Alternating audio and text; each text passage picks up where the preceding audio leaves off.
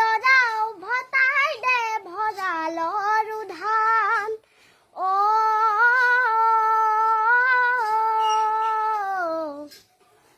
আছেনে তোৰ গুৰিতে ইয়াৰে সমিধান কেউফালে গুজৰি গুমৰি আহিলে বান উটুৱাই নিলেহি গাঁওখন সুখৰে ঘৰখন পলকতে উটি গ'ল গোহালিৰে গৰুহাল পলকত নিয়তিয়ে মোক কৰিলে কঙাল